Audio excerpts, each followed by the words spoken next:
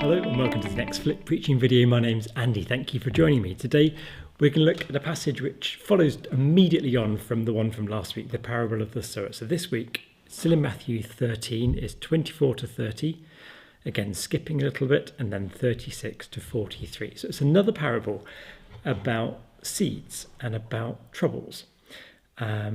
Whereas the parable of the sower talked about different obstacles for spiritual growth, this one hones in on the weeds. And in fact, later in this, when the disciples asked Jesus to explain the parable, they call it the parable of the weeds. So there we go, the parable of the weeds. It's, I think, a story of why things go wrong. It's an explanation of why things go wrong in this world.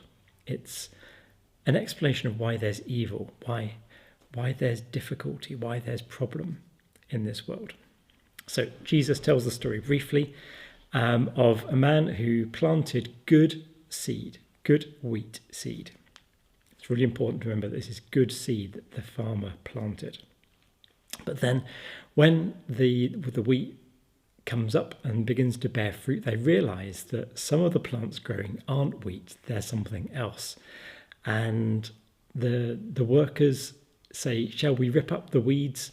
And the householder says, no need to do that, because you might damage some of the good wheat by pulling up the weeds because the roots have got entangled. So leave them all until the end. When we harvest them all, then we'll sort them out and we'll get rid of the weeds and leave the wheat as they are. Okay, so what does this mean? Firstly, I think this passage has been misinterpreted in a really dangerous way for much of the church's history. And it begins, I think, with Augustine. Augustine thought that what this represented was the church.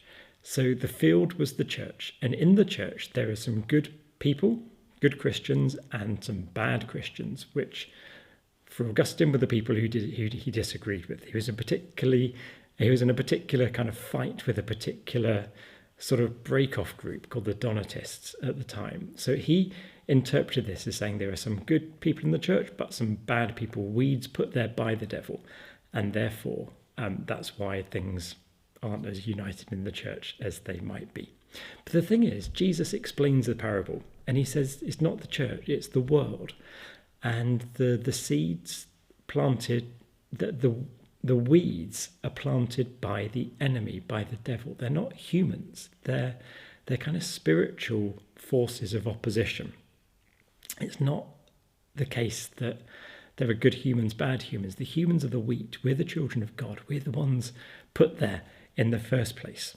And the weeds are the children of the devil, it says. I don't know what your theology of evil and the devil is, but this passage seems to assume that there is an evil force of opposition that is trying to counteract the work of God. Okay, these weeds, they're the Greek word zizania translates to darnel. This is a type of plant which looks very much like wheat.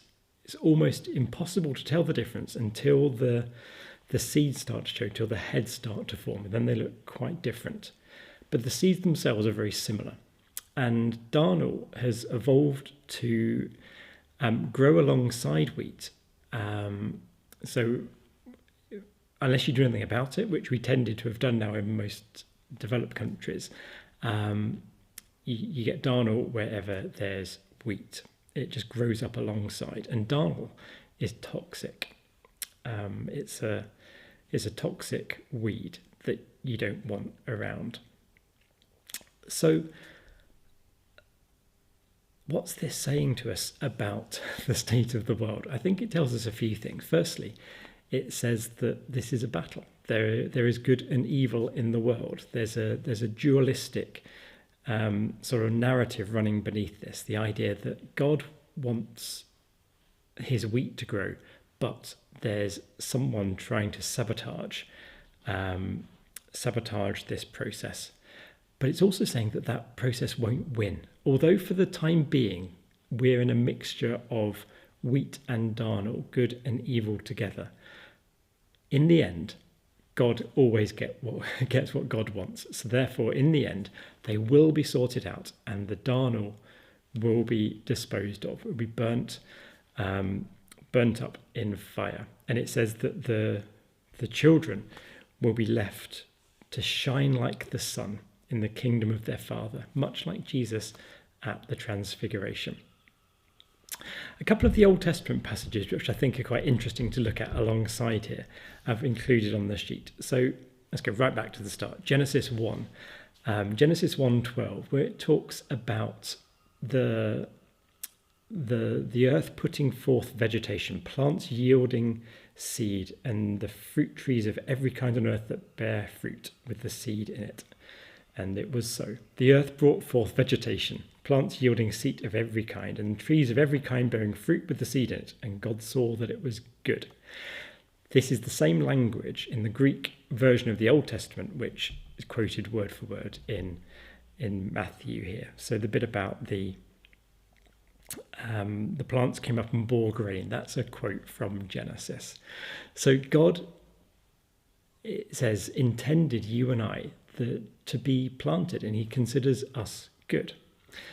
And the Genesis story is about God creating goodness out of chaos. So in the midst of the chaos, where Genesis 1 starts with, God plants goodness, and he separates the waters from the land, which we'll come to in a few weeks' time, and plants good seed.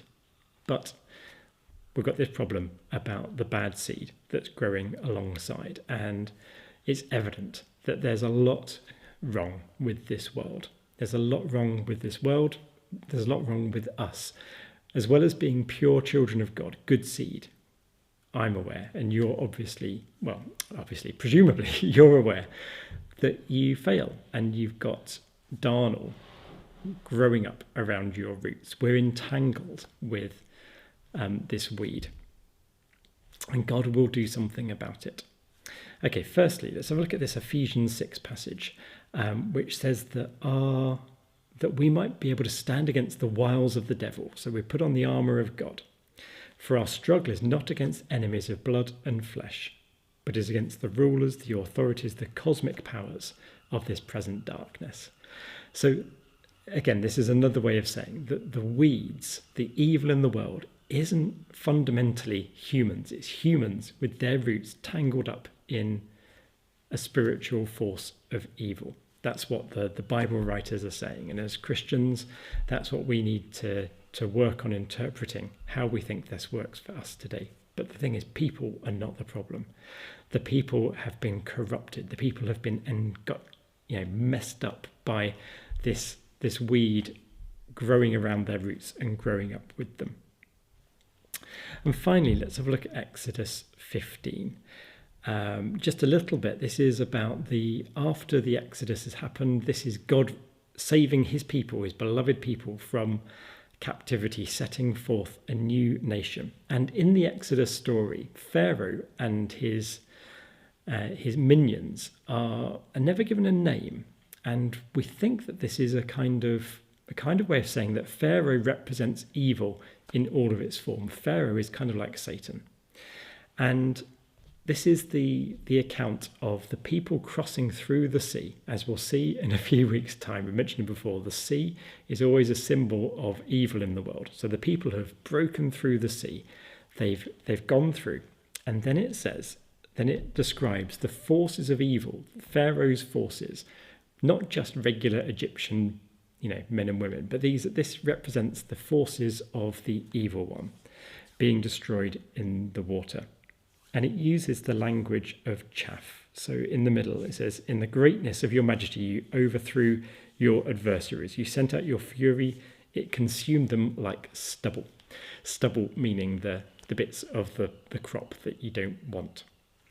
So throughout the Bible, there's this narrative of God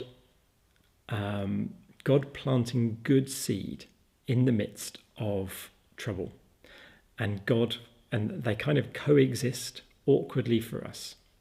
But in the end, God will sort out the stubble and get rid of it. And that's what hell is for, I believe, in the Bible. Hell, the images of burning in hell, that's for Satan and Satan's minions. Not people, not wheat, but the weeds. So, I wonder what you make of this. Thanks for watching. We'll see you next time. Bye-bye.